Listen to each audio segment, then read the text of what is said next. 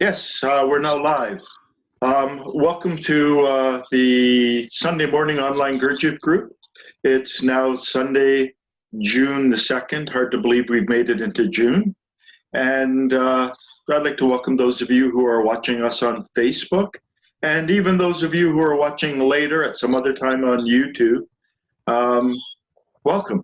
And Angelica, before we went live, you were describing a way that you're adding a degree of presence and awareness into your breakfast ritual. Can you just describe that again?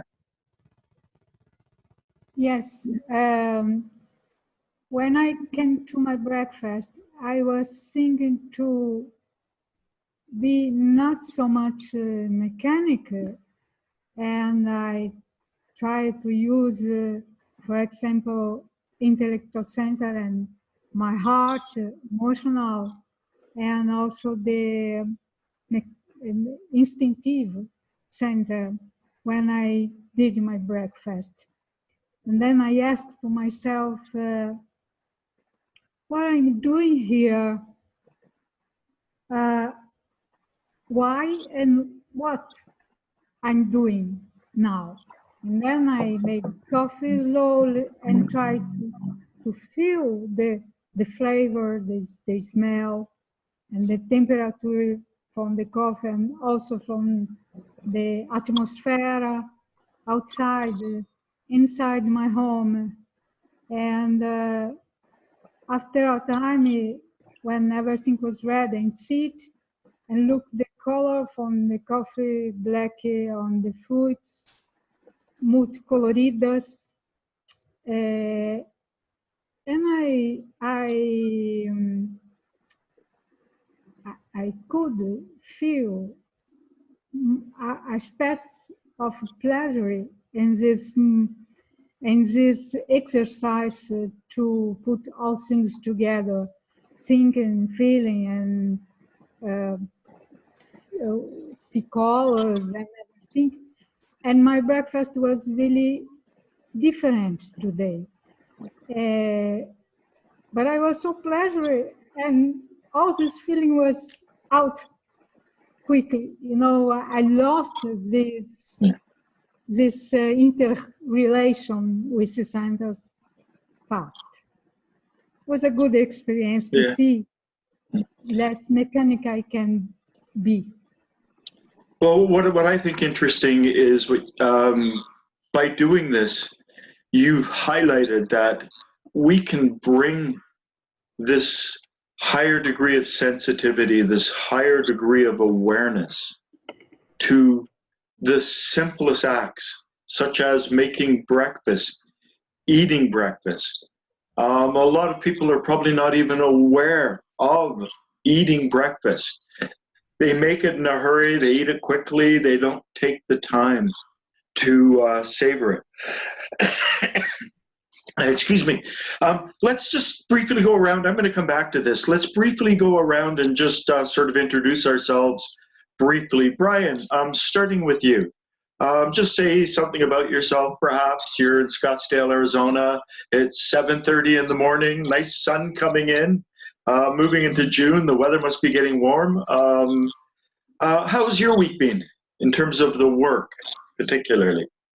The week's been really good. I've been into Gurdjieff's teaching for maybe about 6 months, and I'm about halfway through with Views from the Real World, finished In Search for the Miraculous about last week. And I do a few different exercises. I mean, my main one is always brushing the teeth with the left hand, twice a day. I've been working on definitely the morning sitting. I've been doing that every morning for as long as I've been with the group, actually, and I'm noticing a lot of benefits from that. And one thing I was going to ask you about is, and I don't really mean to go on a tangent here, but when you in the morning sitting, when you're inhaling the particles of light and you're exhaling the foggy waste, I've actually taken that like visual with my exercise routines, and I've found that to be really helpful, and it kind of gives me more more energy, and kind of helps me overcome muscle fatigue when I do a lot of martial arts, and I'm able to just, I think, go for longer, and gives me better workouts.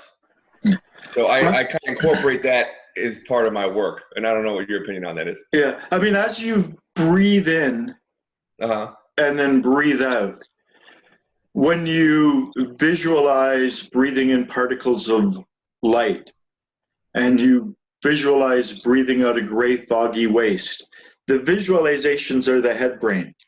They're part of the words and picture maker, whereas the other aspect is the body brain. So when you do that, you are actually combining your physical and your intellectual brain, the head brain and the body brain together. And anytime we do that in any exercise, that's always a good thing.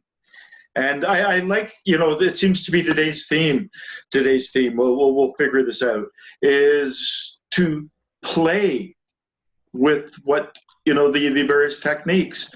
So, Angelica's playing with being present, with really observing, with involving all of her senses, with involving all of her centers in the act of eating breakfast.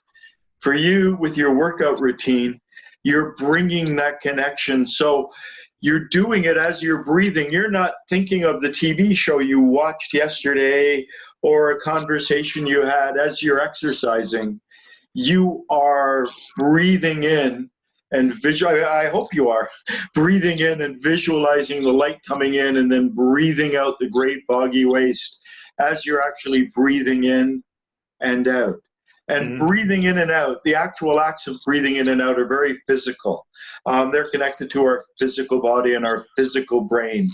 But to bring it together and combine it together at the same time with that head-brain awareness is to turn your normal exercise routine, what you were doing, into a two-brain activity, which is good because Mr. Gurdjieff said that we have three distinct and separate brains, bodies, centers, however you want to put it. And each center is like a mechanism, it's like a spring. And when the spring is unwound, that center effectively dies. We're seeing a lot more of this in the Western world now, with the increases in mortality rates. My mother died 8 years before she died. Her head brain went. She began to suffer from dementia and couldn't retain new memories. So Mr. Gurdjieff said that one of the ways that we can counter this is through doing two-brain work or three-brain work. I believe there was a specific term that he used, bobbin classness, or I forget some of the, some of those made-up words are quite mouthy. But he described that, that we could put regulators on that will harmonize and bring us together.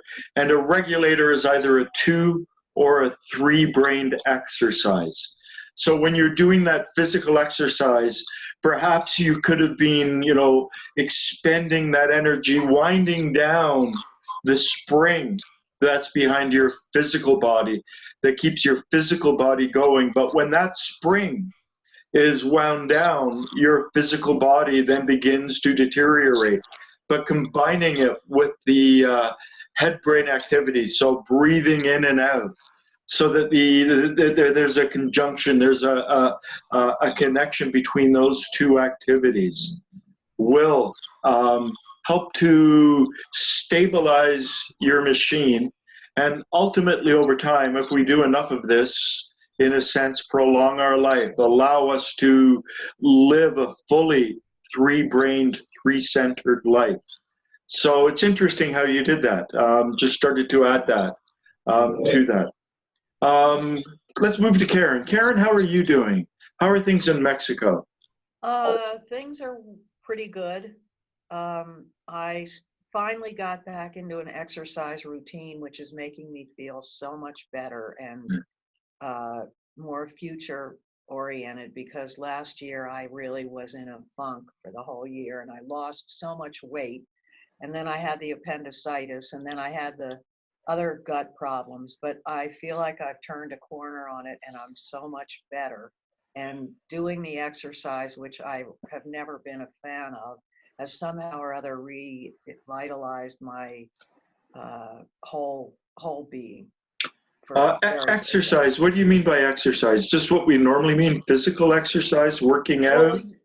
Doing a yoga routine and doing a few kettlebells. I always walk. I walk my dogs every day, but that hasn't been invigorating. And the yoga routine that I'm getting into is calling me to do it. So that's the best aspect of it at all. Are you watching an online yoga video, or are you going to a yoga studio? Or No, I subscribe to Gaia, and there's some really good yoga routines on there led by a guy named Rodney Yee. And I'm a fan of his way of teaching. And I've done yoga all my life, so I don't need someone to tell me exactly where to move. It's just been good to get back into something, doing something. I sit and then I do the yoga. So it's been a really good morning routine now. Yeah, and I mean, this brings us again to something else. Something like yoga is a spiritual practice at heart. What we know of yoga, what we think of yoga in the West, is a tiny sliver of this immense teaching and an immense tradition. And yoga, the word itself, comes from, it's got the same root as yoke in English, and it's supposed to be the methodological series of practices that allow us to unite with the divine or the absolute reality. And so it's more than just an exercise practice. It moves energy around the body through the way we turn, through the combination of breathing with posture. It really does allow for a lot of opening energetically. Do you find that, Karen, with the work that you do with yoga? Definitely. It's very invigorating, as I said. And after I sit and I'm calm and tranquil, to do that, I can maintain a certain level of presence while I'm doing it. And it's been very good to try to prolong the sitting into a more physical aspect of tranquility. So are you able to do it sort of slipping in and out of self-remembering a lot, the three brain, or is it more the body brain? Well, I have to train the body brain to do it with the head brain. So they're working in conjunction. And I do try to put some, just trying to be mindful while I'm doing it. And that's been really good too. Well, what about the feeling brain? I mean, you've talked about the head brain. I mean, there's the awareness of the postures and the routine, and there's the body brain of actually doing it. Do you do anything consciously or deliberately to involve your feeling brain?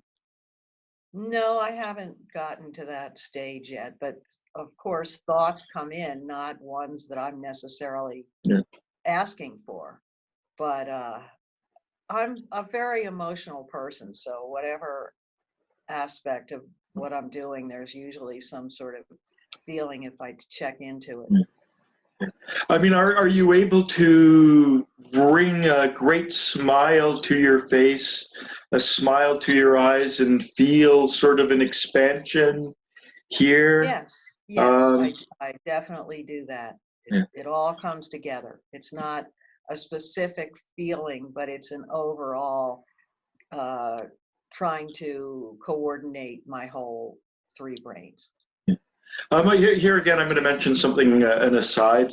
There was a psychologist who about 25 years ago accidentally discovered something that made it to the front of the New York Times. And he says psychologists never get to the front of the New York Times. And what he discovered was that 10% of the population smile differently than the other 90%. He said that there's two forms of smiling. One is with the zygomatic major and zygomatic minor muscle going to the upper lip.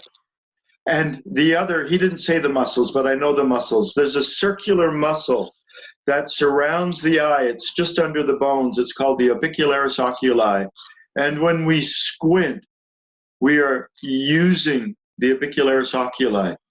And he said that people who smile with both their eyes and their mouth are able to internally generate a feeling of joy. I used to have to tell my clients the way, walk joyfully down the street and move joyfully. And if you take that joyful physical posture, the feeling will come into you. This is part of NLP, their understanding of states, processes, and experiences. So we can get into the feeling of joy by moving. Whenever I used to, years ago, when I would feel really depressed, I would put on a song called Katrina and the Waves. Or no, the band was Katrina and the Waves, Walking on Sunshine. And I would just shut the curtains, hide away and dance until my mood changed, because I realized my mood and my emotions were very dependent on my body, and I could move my way out of despair and darkness. And what this researcher discovered was that if you know how to smile with your eyes, you can do the same thing. It's the quickest way to, so to speak, hijack the feeling of joy, is smiling with the eyes. Now, he says 10% of the population can naturally do this. And I always wondered why I could do certain things in terms of self-remembering and bringing a certain degree of joy at the end. And I concluded that I was one of these people who can smile with my eyes. I can just make my eyes smile by squeezing the muscles in a slight way. I can also smile with my face. But he said that 10% of the population can do this naturally. The other 90% can learn it. And there are, videos of people looking into their eyes and hiding the rest of their face so they can't see the smile on the bottom of their face. And they look into mirrors and work on smiling with the eyes. And if you can learn to smile with the eyes and to bring that joyous sense to the muscles around your eyes, it also has an effect on changing your perceptions, because you're more joyful in terms of your perceptions. But it's something that is so easy to do, just to smile. And when we're doing things, I know that when I practiced yoga, I would, there were some things I just didn't like. My physical body didn't like it. I didn't like the movements. And then I would just say, smile. And I would really, really focus mainly on my eyes as I tried to smile. And that would bring that third center, that element of emotion to the process. So, those of you who are here, those of you who are watching on Facebook, those of you who will be watching later on YouTube, try to smile with your eyes. Try to become aware that the muscles that you use to squint and squeeze your eyes are the same muscles that you can, smile with your eyes. And if you can learn to smile with your eyes, when you're doing yoga, when you're walking down the street, when you're washing dishes, you can always bring and add the feeling center to the process. It doesn't have to be a profound or a complex experience. Just beginning to bring the feeling center into the process will allow the feeling center to expand and grow stronger, so that the more we try to bring our eyes, to bring that smile, to bring that sense of joy into our experience, whatever we are doing, we will be adding the third brain. So, it's something that I do quite often. Just when I'm sitting by myself, I will just suddenly realize I should be smiling right now. And I really try to engender a wonderful feeling, a joyous feeling, a positive feeling. And when Mr. Gurdjieff described the technicality and the process of self-remembering to P.D. Uspensky and In Search of the Miraculous, he said first, try to become aware of the body, then try and become aware of the head, brain, our perceptions, the external perceptions, putting it together. And he taught basic self-remembering, the head and the body, the perceptions and the sensations. And then the last bit of advice he gave was, and if you can breathe a tiny dollop of joy while you're doing this, do it. And for me, when I read that, when I was first taught to self-remember, because I could already smile with my eyes, that wasn't a problem. And it was only discussing it with other people later that I began to realize that other people had a problem, and I didn't understand why I didn't have the problem and why they did. And with the research that was done on the eyes and the ability to bring a degree and engender a feeling of joy with the eyes, I realized why I could do it. Way back then, back in 1981, when I was first taught how to self-remember, and why no one else in my class who was there at the time really got into what was going on. I hear them turning on the vacuum upstairs. Hopefully it won't really bother us too much. Any other observations, Karen, with the yoga and with the routines that you're doing in the morning or in the day? I just feel like I'm growing in the work quite a lot, and the understanding of what it's about is exponentially working on me, and I'm so grateful for that. Okay, Ian, let's move over to you. 7:30 there in Portland, Oregon. How's the weather? Is it pretty gray? Pretty gray. It's not raining. I imagine the sun will come out. We've had a pretty nice series of sunny days this week. I'm hoping summer is kind of here to stay, but yeah, right now it's kind of cold and gray. Yeah, sounds like Toronto right now, cold and gray. How's your inner work going? Yeah, it's going. I am still pretty busy, but I have been focusing on holding, like, the places I hold tension in my body, and I've been able to relax my lower belly area a lot more in the past month, or maybe a month or two. I've noticed a change there. The way it goes, I'll notice, I'll remember that I'm trying to do this. I'll notice the tension. I'll be able to kind of relax and feel a spaciousness in there. And then I notice it tense back up after a certain amount of time. And what I've been trying to do lately is I remembered a quote from Madame de Staël's book, Reality of Being, which I haven't read, but you or someone has posted quotes from it, where she says, I'm probably going to butcher this, but she says, try to stay in front of your insufficiencies, or something along those lines. And what occurred to me is that I get so focused on trying to be relaxed that when the tension comes back in, I try and push it away. I try and keep myself relaxed as long as I can until I forget that something grabs my attention. And so what I've been trying to do instead is to stay present and notice the tension come in. And maybe it's a case of whatever energy level that is, the do, re, mi, fa numbers. If I'm running out of that, I can be there and I can watch it come in and still hold the aim of being relaxed and kind of let those two begin to balance themselves out. But it's the lack of relaxation, the tension is really in your lower belly? Well, it's not just in my lower belly, okay. But my lower belly often has a knot of tension in the center of it, and also my diaphragm, kind of right, like Okay. right tucked under the ribs. There's a knot of tension in there too. But I mean, by your lower belly, are we talking below the navel?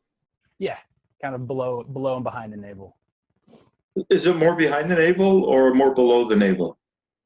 Well, both. So like navel, it's about 2 inches below the navel, and then it's back into the body. I mean, for me, when I experience tension, it's above the navel. So that, I mean, that's I'm trying to pay attention to that area, and I'm trying to imagine what tension down there would be like. My tension is always up in the stomach area and the duodenum with the digestive process. So this is obviously below the digestive process and is not linked.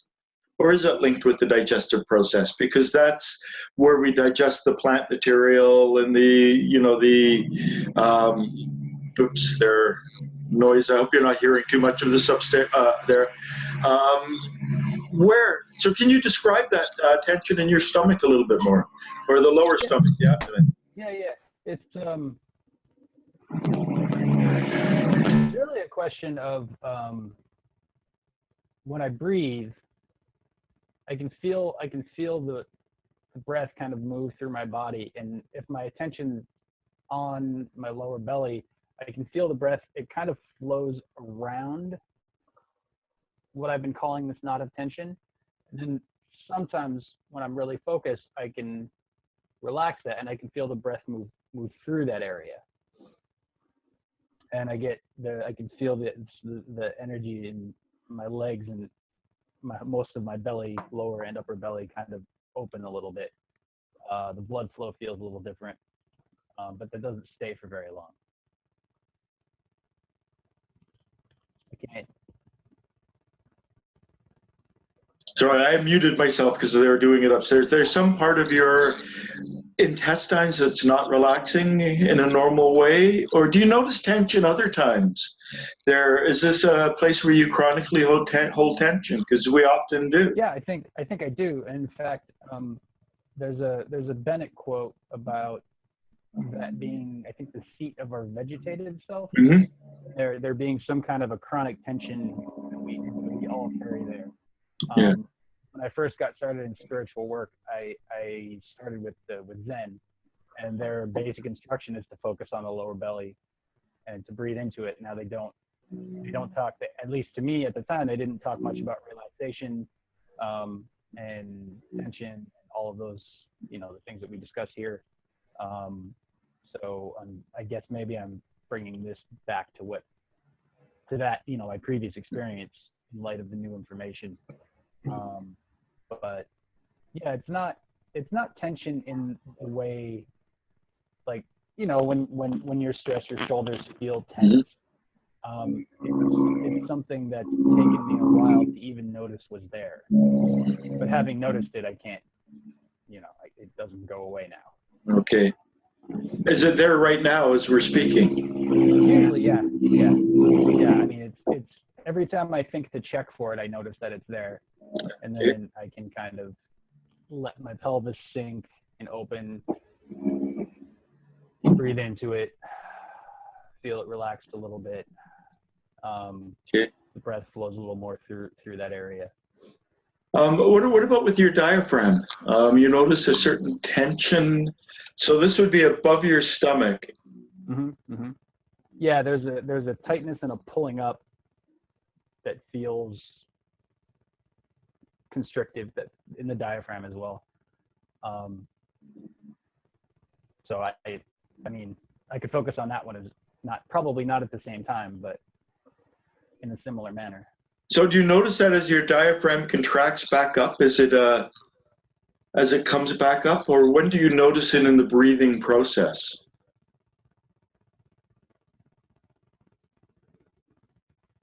Definitely when it comes up. It feels sticky.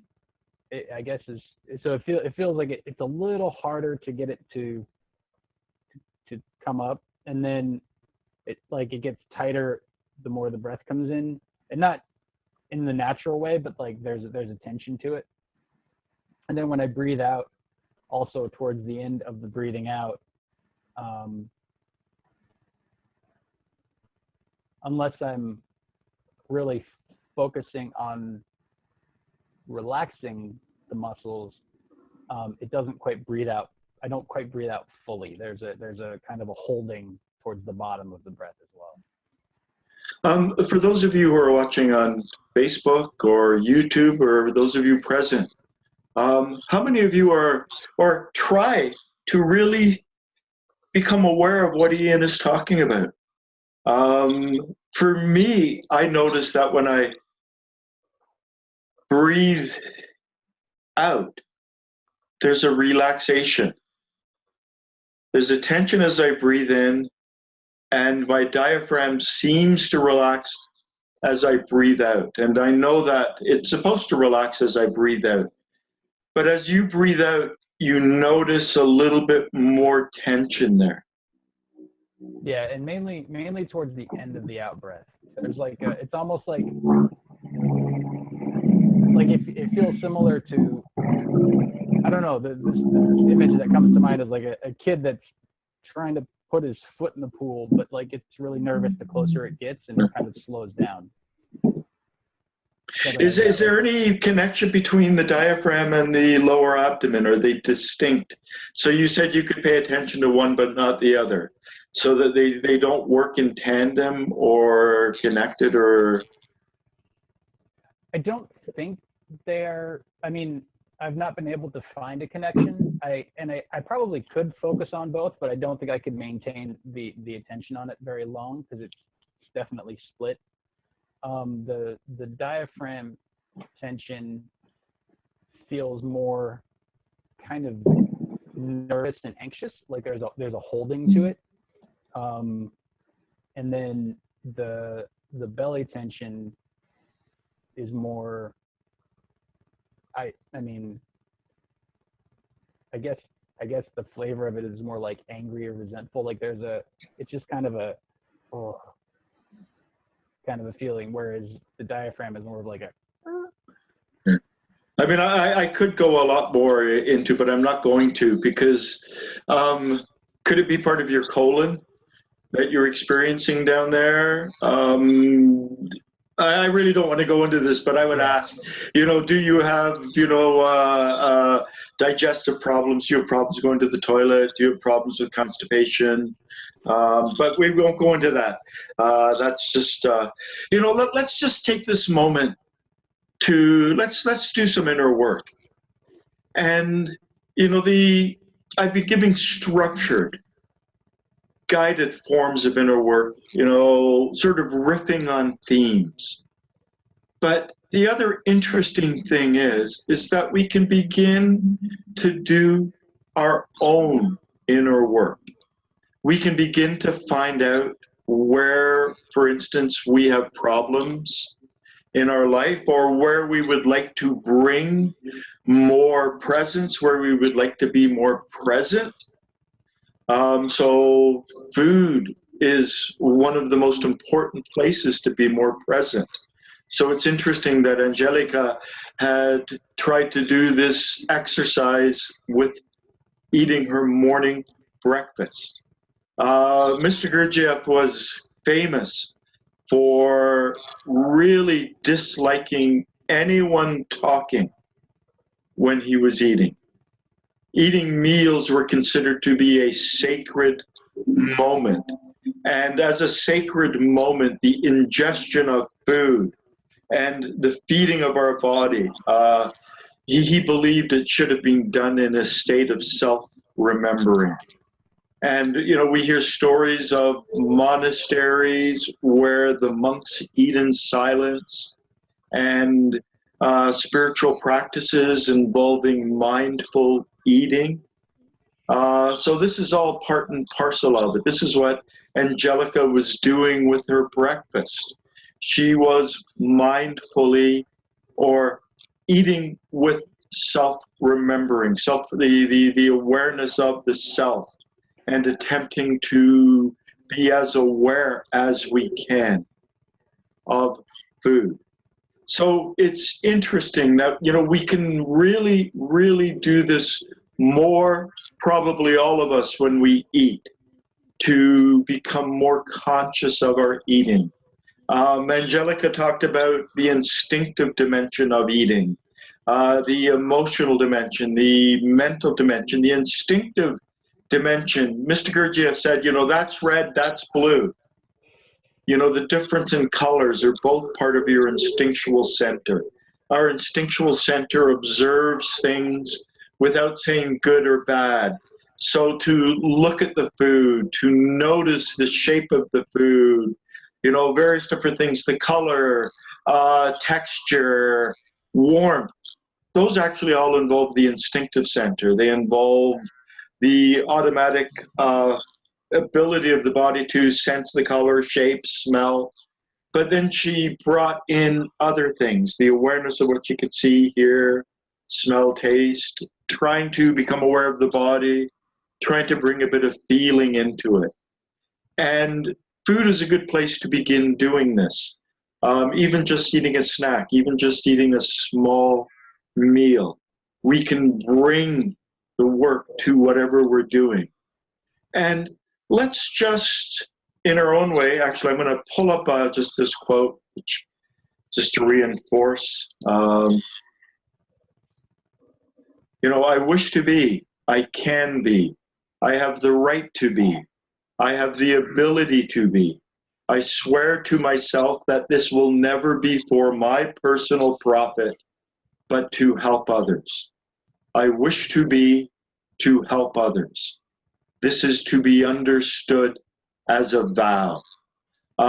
So even though we're working on ourselves, we're doing it in the context of our life. These actions and what we're doing has greater ramifications around us, with the people that we live with the people in the world, with the connections that we have. So we're not just doing this work for ourselves.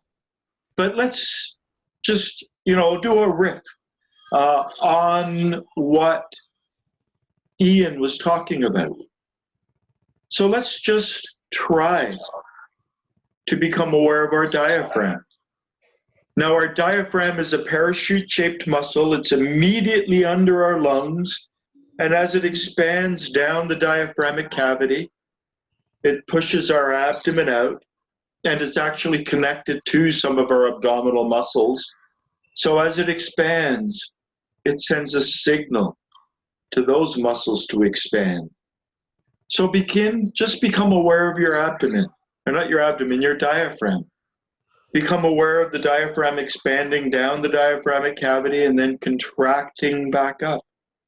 And become aware as it expands down the diaphragmatic cavity, there's a certain tensing going on. And as it contracts back up, there's a certain releasing. Whenever a muscle tenses, there's that tensing. But as we do the opposite, the muscle releases and relaxes, which is why Ian's observation is a little perplexing, because that's the relaxation part. And he notices right at the end, it's like there's a little bit of a tension going on.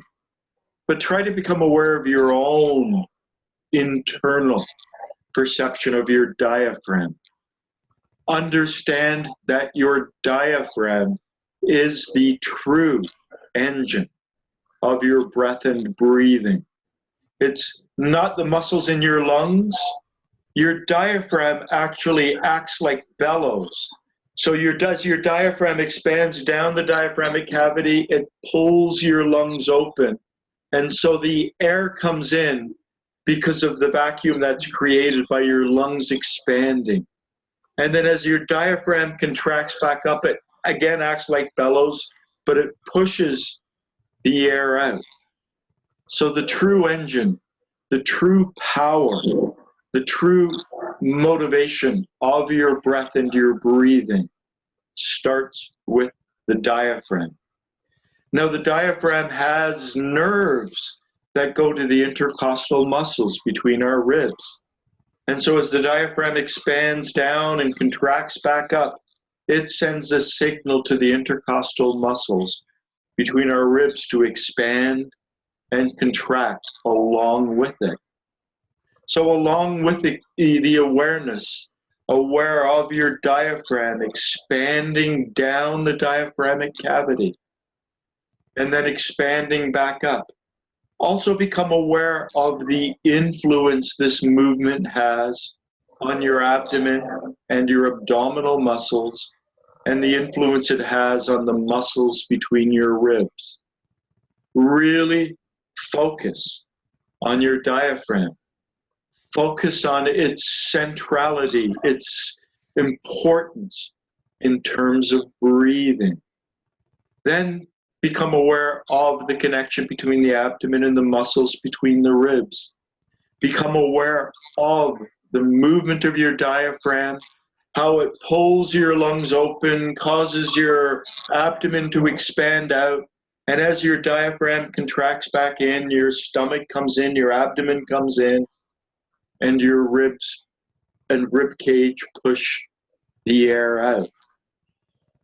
And try to notice the difference between the expansion, so the movement down as you breathe in with your diaphragm, and the contraction. Really do your best to try to isolate this. It's like a muscle like this. It's a parachute-shaped muscle that as it expands down, it opens the lungs, and as it contracts back up, it empties the lungs. Try to become aware of the diaphragm. Try to become aware of its connection between the abdomen, between the intercostal muscles, between the ribs. Really try to focus on the diaphragm. Try to focus on it expanding and contracting. And then let's just use this as the center of today's practice. So becoming aware of the diaphragm, the movement of the diaphragm, how it expands and contracts as we breathe in and out. But then become aware and try to hold this awareness of the diaphragm while becoming aware of the air as it flows in through your nose, nasal cavity, back of mouth, throat, vocal cords, down into our lungs and back out again. And try to become aware of the role the diaphragm plays, the engine behind this whole process. So as the diaphragm expands down, it acts like bellows and pulls the lungs open, which causes the air to be pulled in through our nose, and then to sense it going through our nasal passage, back of mouth, throat, vocal cords, down into our lungs, and then back out again. And then try to notice the connection between your diaphragm, your abdominal muscles, the intercostal muscles between your ribs, this sensation of breathing in and out, and your whole body. Try to become aware of your diaphragm expanding and contracting in the context of your whole body. Try to become aware of the sensation of air as it moves in and out, as an attribute, a factor of your diaphragm's movement, but try to become aware of this sensation of air moving in and out in the context of your whole body. A couple of months ago, I reposted an article on breathing on my page on Facebook. And one of the things that struck me was that the author said that there was a group of Japanese Zen monks who said we should breathe from our heels. And I love this because it's the body breathing. It's to be the awareness of the whole body and the effect of the whole body on our breathing. So bring your center back to your diaphragm. Expand it to your abdomen, to the muscles between your ribs. Become aware of that movement of those muscles along with the abdomen. Then become aware of the air flowing in and out. And then become aware of your body breathing. Now we just did it in a slightly different order. In the Buddha's great discourse on mindfulness, the very first thing he instructs his students to do is to become aware of the air flowing in and out of the tip of the nose. And then, once they mastered that, to become aware of the air flowing from the nose down to the lungs and back out again. And if any of you have ever done Vipassana yoga, that is, I've just described the whole process of Vipassana yoga. The first 3 days, aware of the sensation of air flowing in and out, and the last 6 days, even though it's a 10-day retreat, the 10th day is to reorient people back to the world. The next 6 days on the awareness of the body breathing, trying to sense the whole body breathing, to become aware of the whole body involved in breathing.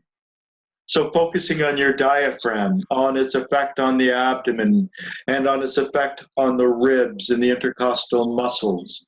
Focusing on your diaphragm as you expand, as the diaphragm expands out and in, the movement of air, the connection between the movement of the diaphragm and the movement of the air. And then try to become aware of the diaphragm in the context of our whole body, to become aware of our whole body breathing. Now, in light of the morning sitting, the 22-minute exercise I have on the YouTube channel, the Gurdjieff group of Toronto, and in light of this awareness, this breathing, this focusing on our breath, focusing on the breathing, let's try to add what Brian was talking about. And these are my suggestions. My suggestion is to imagine with our head brain that we are breathing in particles of light. When Mr. Gurdjieff described conscious breathing, he was a bit more nebulous and said, represent to yourself. Represent is another word for imagination, getting back to a question Brian asked at the last meeting. Represent to yourself the active elements of the air.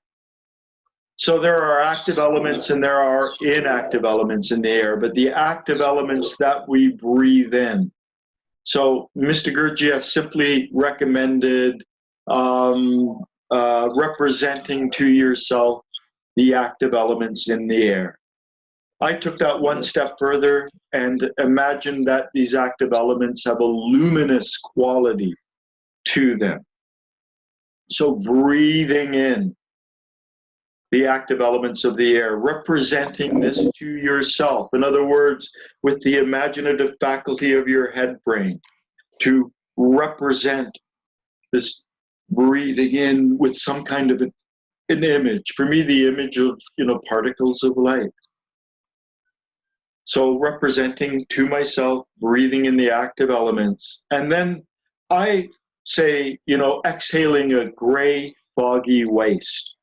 I learned that from an author who wrote a book called Healing Visualizations. His name was Gerald Epstein. And I swear there's a connection to these teachings. But it goes back hundreds, maybe thousands of years.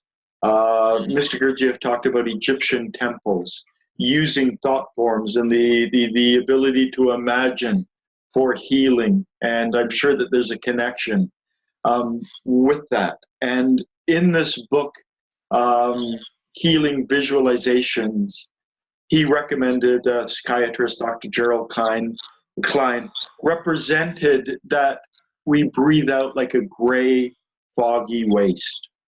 And so that's where I came up with that term from. Mr. Gurdjieff used a different term. He said, imagine it like breathing out smoke from a cigarette. Cigarettes were much more available and around back then, and people would smoke in homes, and people had a much more different experience of smoking and of watching people smoking. So he said, represent to yourself the active elements in the air as you breathe in, And then to imagine breathing out something gray, a gray fog, a gray smoke. I like the gray, foggy waste, you know, the depleted things that we're breathing out. So bring yourself back to your solar plexus, back to your diaphragm, back to the expansion of your diaphragm down the diaphragmatic cavity and back up. Perhaps in Ian's case, notice that little bit of tension just on that back up part. And if any other of you can notice that tension also, pay attention to it, because we're really trying to focus on the diaphragm, on this awareness, but we're trying to build up an inner exercise from this. So aware of your diaphragm, the effect it has on the abdomen, the effect it has on the lungs and the intercostal muscles between the ribs, and the movement down and up, and the sensation of air being pulled in and being pulled out, and then representing to yourself the active elements in the air, perhaps sparkles of light, breathing them in, and then representing to yourself the fact that as you breathe out, you are exhaling stale, tired, used up air, you know, sort of like a gray, foggy waste. So become aware of your diaphragm. Become aware of the movement of your diaphragm in the context of your whole body. Try to sense your whole body from the bottom of your feet all the way up to the top of your head. Try to sense your body breathing. Try to sense your whole body with your abdomen or your diaphragm in the center, expanding and contracting, your lungs opening and closing, the air being pulled in and pushed out, the sparkles of light perhaps coming in, and the gray foggy waste being released. But from the diaphragm, from this strategic, crucially important part of our breath and our breathing. I know that before I started to study the nature of breath and breathing, I really just focused, when I was told to focus on my breathing, on my lungs. I didn't realize that there was all of this other part, other things, other dimensions to breathing I can focus on: the diaphragm, the expansion of and contraction of the muscles, the flow of air out and back in, and even imagining the feeding and cleansing, the feeding of myself with these higher particles, these higher molecules in the air that are important for our inner work, and then the cleansing of our body. And here I'm going to also point out, so this seems to be going on about breathing. Scientists have determined, and I've talked about this before, that approximately 70%, that's 70% of the body's waste products are exhaled. 30% of our waste products are flushed down the toilet and sweated out the skin. 70% are exhaled. And through the process of breathing out, we eliminate a lot of toxins, a lot of problems that may happen in the body if we didn't eliminate it. Now, I haven't really talked about this before, but for instance, if we get startled, if we get shocked, frightened, the amygdala sends a danger signal to the hypothalamus, which sends a danger signal to the pituitary gland, which then begins to produce something called ACTH, adrenal cortisotropic hormone, which acts like a key in the locks of the adrenal glands and turns on the adrenal glands, which are like the body's war factory. And then the adrenal glands flood the body with adrenaline, norepinephrine, cortisol, all sorts of things like that. But the ACTH is released into the bloodstream, and the adrenal gland releases all of those chemicals into the bloodstream. And think about it. These chemicals are all blood-borne. 70% of the body's waste products are expelled through the out-breath. When we breathe in, the air seeps through is pushed basically through the lining of the sacs that line our lungs, and it's pushed into our blood. And the toxins in our blood, the carbon dioxide and other chemicals in the blood are pushed then into the lungs, and we breathe them out. So not only are we cleansing the body, but we are profoundly detoxifying the body, or cleansing the body as we breathe out. And I think actually breathing out is more important in terms of mindful awareness than breathing in. Because we can breathe in, but when we breathe out, to make sure we empty that last bit of breath in our lungs. Breathing in, and then breathing out. And as we breathe out, we're slowly detoxifying our blood. And Mr. Gurdjieff placed a real special emphasis on blood, on the blood of the Kesdjan body, which he called Hen Bladzuin, and on our own blood. It's a very important quality in the Bible. It's where if I had to paraphrase the Bible, I would say that the blood is the active element of the body. So there's something special, magical, mystical about the blood. And through our breath, we feed the blood. We bring the oxygen into the blood, and through our breath, we detoxify the blood. So becoming aware of our breath, becoming aware of how important this movement that starts with the diaphragm expanding down and then contracting back up has on ourself, on our body. And just simply by doing this, by conscious breathing, J.G. Bennett said, simply through conscious breathing, we breathe in some of the higher molecules in the air that allow for the alchemical transformations to take place, something I talked about in the last meeting. But I think it's more than this. Mr. Gurdjieff has said that we can do more than that, but at the most basic level, by consciously breathing, by consciously becoming aware of the movement of the diaphragm as it expands down and back up, by consciously becoming aware of how as the diaphragm moves down, it pushes the abdomen out, causes our lungs to open, pulls the air in, and as the diaphragm contracts back up, it pushes our lungs closed and pushes the air out. By becoming aware of our breathing, by imagining breathing in with our head brain, the particles of light, and then breathing out the gray, foggy waste, we are involving the two brains there. One, the sensation of breath.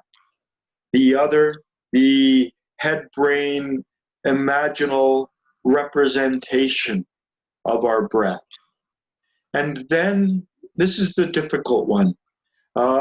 This is the one that a lot of people just can't get. And I've, with the groups that I work with live on Tuesday evenings, some people who have been, on the path for years, some people who haven't been on the path for a day can be very different in their ability to do this, to become aware of the process of feeling, that extra quality that enters us with our breath.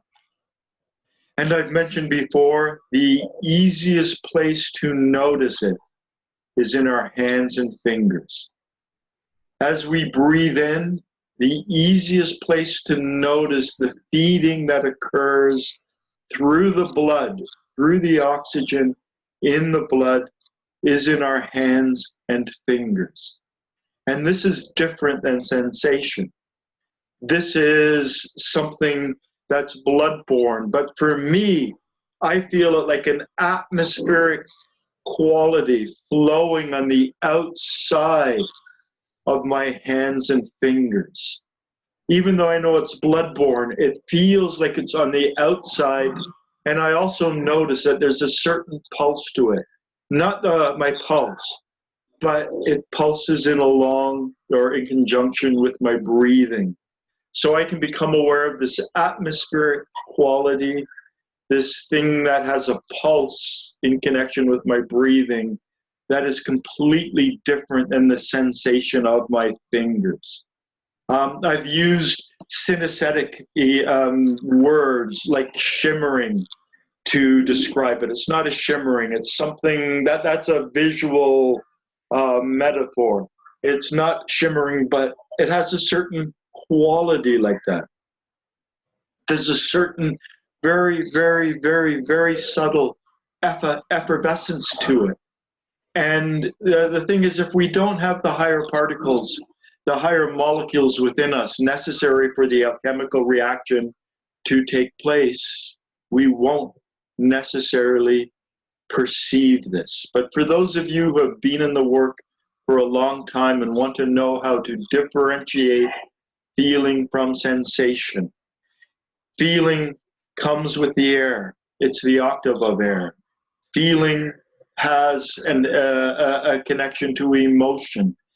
Feeling is different than sensing.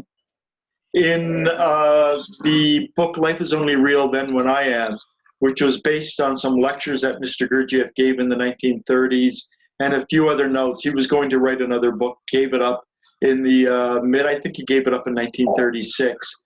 And then he left it to his heirs, and he said if they want to put it together in a book form after he's died, they can do that. And so they've compiled these lectures and a few other things. And in that book, he's got an exercise, 3-fingered exercise, to become aware of your mentation, to become aware of the thinking, the head brain, with one of your fingers. I guess I should use 3 fingers. So head, and then to become aware of sensation with another finger, and to become aware of feeling with another finger. And the first time I encountered this exercise, it was almost 20 years ago, not quite 20 years ago, but almost. I was really perplexed at it. But the more work that I've done with breath, the more I realize how a stroke of genius it is to do this exercise with the hands, because we can notice feeling in our fingers better than we can any other place in our body. And if you can sense one finger and feel the other finger, so the sensation of one finger and perhaps that awareness of that atmospheric quality to the other finger, we can begin to differentiate between feeling and sensation. So let's bring our awareness back again to the diaphragm. Let's just become aware. This is where it all begins. This is where our breath all begins, with the movement of the diaphragm. So become aware of the diaphragm, become aware of how it pushes the abdomen out, pulls the lungs open, become aware of its connection between the sensation of air flowing in and out, and then add the imagination, breathing in the particles of light, and then breathing out the stale, foggy waste, while also attempting to add an awareness of feeling, something shimmering, perhaps effervescent, perhaps atmospheric, that we can perceive that's different than sensation, particularly in our hands and our fingers, to become aware of that. So, coming in through this, through the diaphragm, it's like we've just riffed on the process of doing inner work. And this is something I would like to encourage everyone to do. As Angelica did with breakfast, she decided to add, that extra energy of self-remembering, of awareness to her breakfast, to her meal, to sitting down, to her coffee. No one told her to do that. That's not in the literature, to do that specifically with your breakfast. But she decided to make this, in a sense, her own. When all you do is practice exercises that are given to you, you are practicing what other people have given to you. When you begin to incorporate this work into your life, when you begin to say, how can I add self-remembering? I know I can do it with breakfast. Maybe I can try with lunch. Maybe I can try with dinner. Or you can do what Brian did. And he took the head-brain dimension of the breathing exercises, breathing in light, and then breathing out a stale, foggy waste. And he applied that to his exercises and to his workout routine.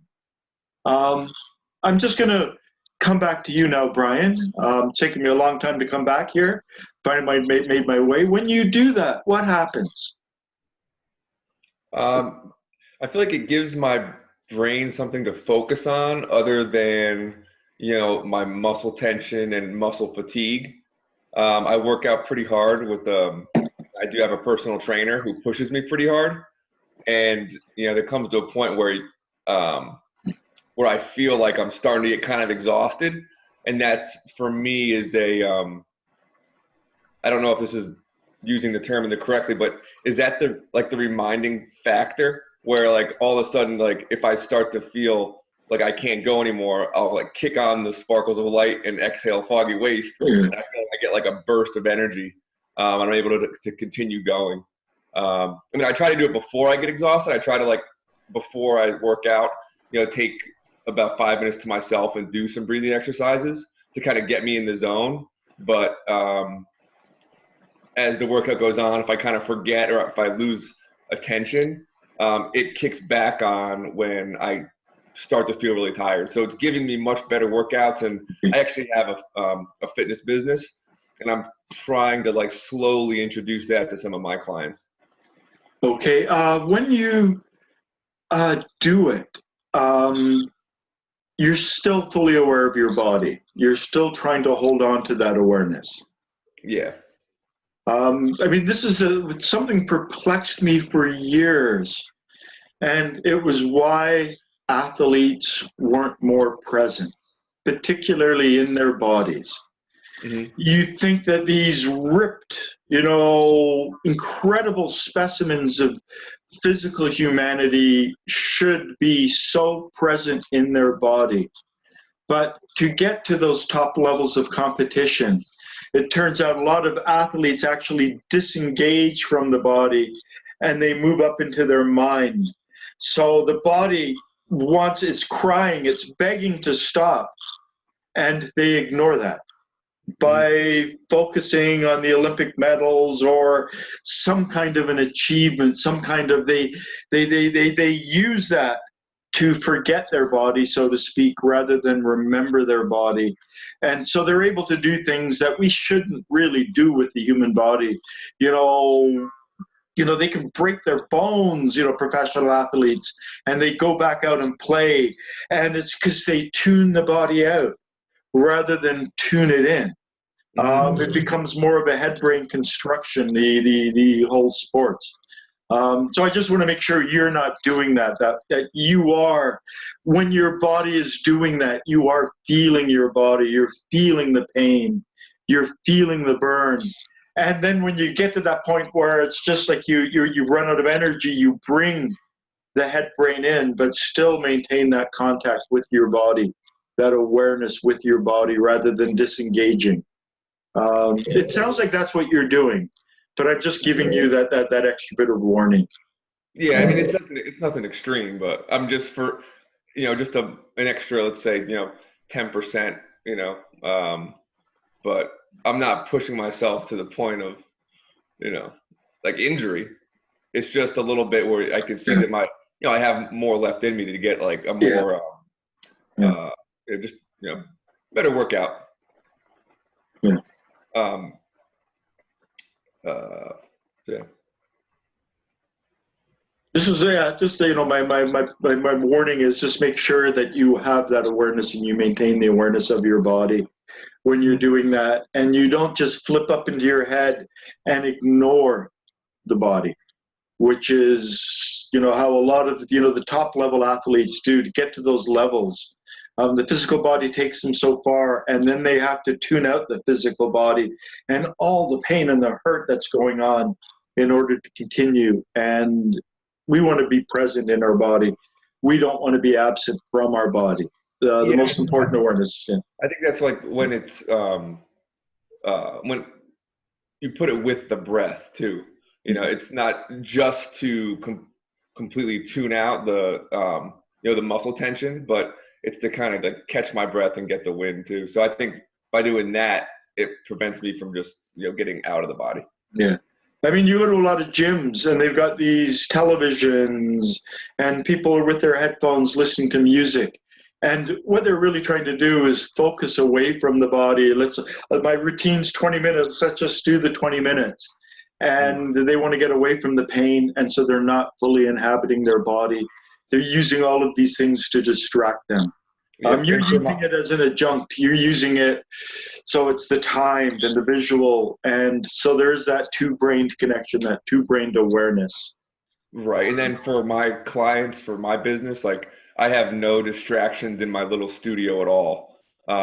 There's no TV. There's not, you know, and it's you know, we focus more on the body awareness and the breath awareness. And now I'm trying to add in the visuals to give them like a, you know, a deeper and more productive workout experience. That's good. That's good. So, you know, it seems to be today's theme is riffing off, you know, what we know. You know, Mr. Gurdjieff said, remember yourself always and everywhere. And it's not always done in the same way. It's, you know, there's a certain progression that, you know, in terms of inner exercises, but ultimately to get creative, to bring this into your life in a meaningful way. You know, I like what Angelica, you know, not just breakfast, she does this with other things, you know, moving her table so that you would have to sit in a different place and moving the dog's bowl and doing different things. And this is where, you know, the work really needs to be personalized. We need to start making our own exercises. So, you know, as you go to eat, as you walk down the street, as you sit at a traffic light in your car, wherever you are, you can bring some, inner work into the process. You can become more grounded in the moment, and you can use it as an opportunity to do things, you know, Brian with the exercise routine, breathing in and the out, and, you know, combining those. We don't have to be limited to the forms that have been passed down over and over and over again. I know that 30 years ago, back in 1981, the person who introduced me to the Gurdjieff teaching said that, you know, he was briefly connected with the foundation, and they told him to become aware of how when you wash the dishes, you often wash with your whole body. And we all went home, and I noticed that. I was using my jaw in all these weird places when I was washing the dishes. But, you know, that was an exercise that was actually given back in the 1950s. It was still being used in the 1980s. Now, I don't have a dishwasher, but most people these days do.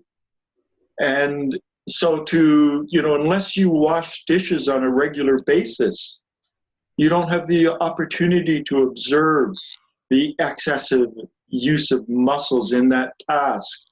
You only need to use your arm. Often I would find, you know, my jaw was so involved and I'd be clamping down on my jaw, and, you know, I'd be holding the tension elsewhere. So that was, you know, back in the 1950s, an example of doing the work in our lives. Now, perhaps rather than doing that, to maybe try to relax your entire body and just use the muscles necessary as you load or unload the dishwasher. So we could still do something involved with the dishes. But because we're not scrubbing dishes anymore, we can still bring a degree of presence, a degree of awareness to that process. Now, Mr. Gurdjieff really began teaching. We're not absolutely certain when. I think it was about 1913. There's a little bit of debate. It could have been 1912. Began teaching, and then he taught up until 1949. And so all of his exercises, everything that he did was geared to a different world. Mr. Gurdjieff told Solange Clostres an inner exercise, and then he told her to give the inner exercise to some other students. And the amount of fretting that went into her between his giving the exercise, she actually ran it past Madame de Salzman, who said it's okay, and then to give it to the students. Back then, the successful and proper transmission of certain inner work was absolutely essential. We can now put it all on YouTube, so it's absolutely authentic and it's all proper, and all the steps are included. We no longer have to be in such a clandestine, lips to ears relationship with these inner exercises. And to learn to bring this work into our life, into walking down the street, into breathing, into the awareness of the movement of our diaphragm, into our exercise practice, bringing this into life is what we should be doing. So it shouldn't be something that's separated in life. We're doing inner work, now we get back to life. There should be no separation. We should be doing inner work wherever we are, and wherever we have the presence of mind to do so. So even right here, for those of you on Facebook, for those of you in the meeting, for those of you watching on YouTube later, I'm going to assume you're watching from a chair and that you're looking at a screen. So you can become aware of the screen. You can become aware of the space between you and the screen. You can become aware of the chair. You can become aware of gravity pushing you down on the chair. You can become aware of where your sitting bones connect to the chair. Underneath your legs, that connection to the chair. You can become aware of all sorts of things, the air around you, gravity, air, atmospheric pressure, internal, external temperature, the sensation of our body. And we can do this wherever we are. If we want to get sophisticated, then bring in the imaginative faculty with our breathing. Breathing in light and then breathing out a gray, foggy waste. Or if we want to really deepen our awareness of the present moment, to become aware of what we see, hear, smell, the taste in our mouth while we are sitting, while we are aware of the monitor or the screen or the phone or whatever it is in front of us. We can become aware. We can develop these skills anywhere. Are there, for the last 10 minutes, are there any questions, anything people want to clear up, anything they'd like to know a bit more about? It seems like he's very almost like cautious about people doing breathing exercises that are against their natural breathing rhythm. Mm-hmm. Can you go in a little bit about that and why that could be bad? Well, Mr. Gurdjieff didn't really spend a lot of time beyond that statement. He also said that he made a lot of money from people in the West who had been taught to breathe improperly and it was affecting their health.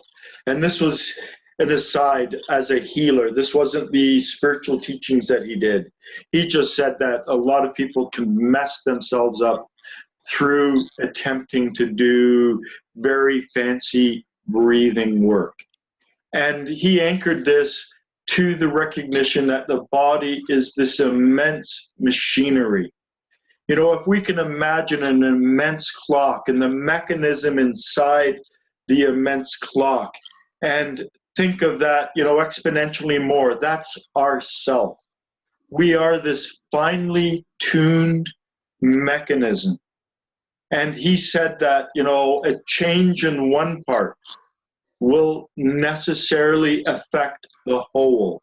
Like tapping on one of the strands on a spider web will cause the whole spider web to move.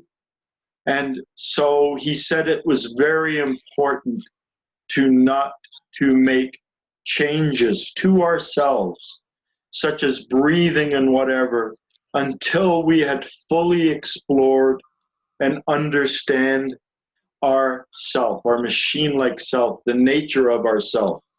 And breathing is absolutely essential and central to who and what we do.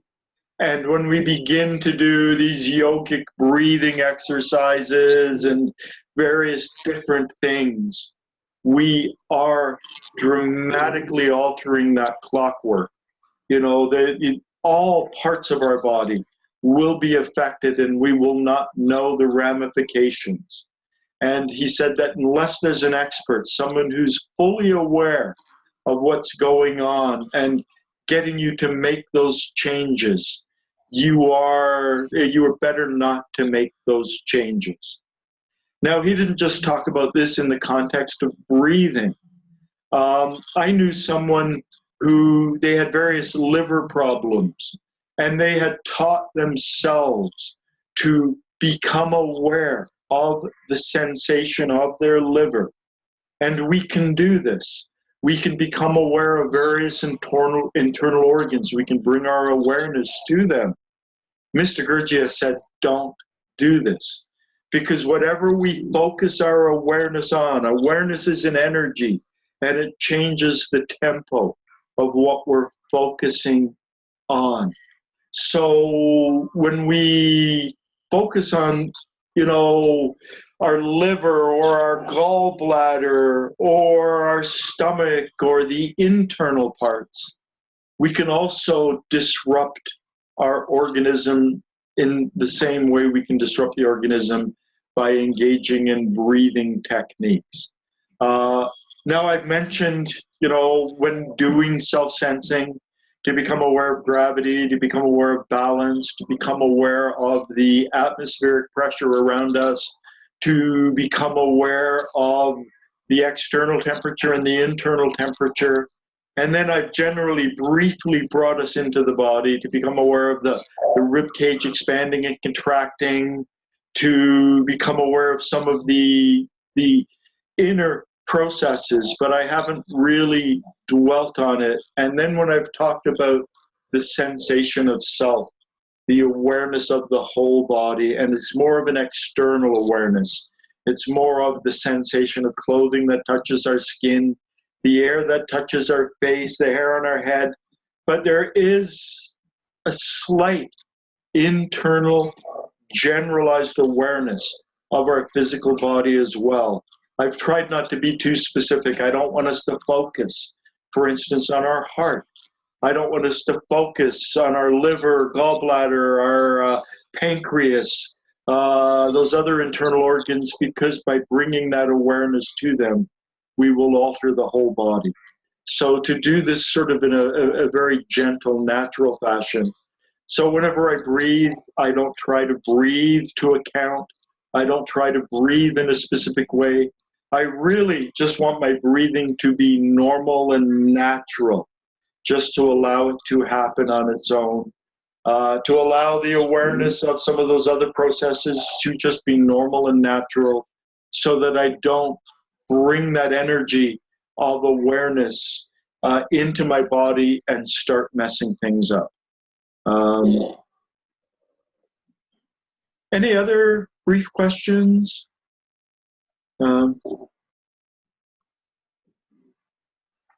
Alan, Yes, Karen. there was one thing I was thinking about in regards to Angela's breakfast, and this is a little, this is something I do that is very meaningful to me. When I have a plate of food in front of me, I deconstruct it all the way back to the person who planted the seed, the person who tended it, the person who took up the, I can't think of the word for it except in Spanish, harvested it, the person who brought it to the place to be packed, on and on, all the way through the various foods on the plate and their beginning to my plate. And I find that to be a very calming and peaceful way to be in touch with all the people who have helped bring that food to my plate.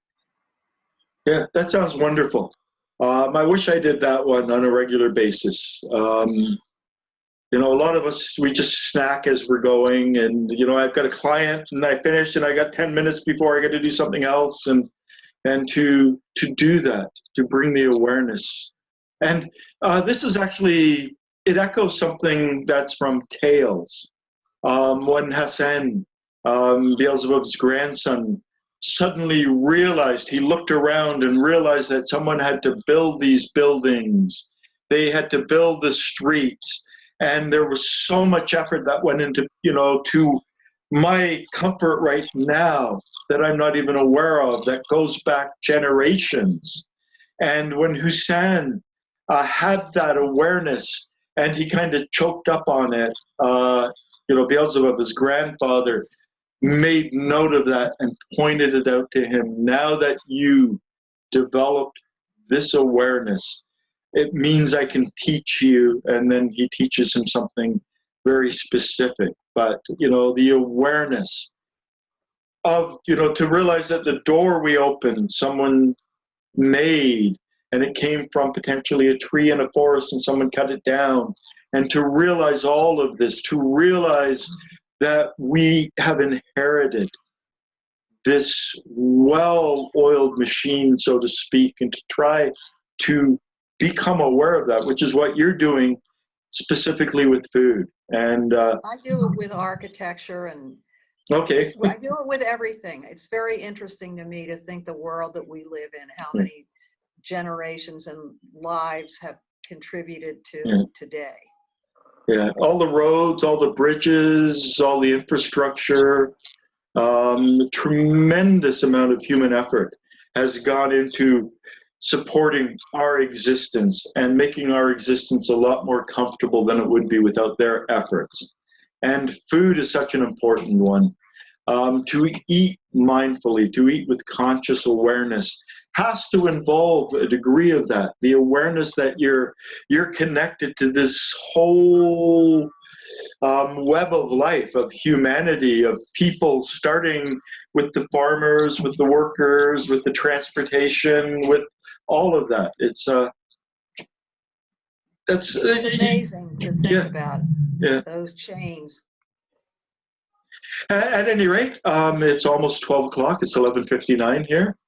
I would like to thank those of you who joined the meeting. Brian, Angelica, Ian, and Karen, thank you for participating. And for those of you watching on Facebook, thank you for watching. Hope you've learned something.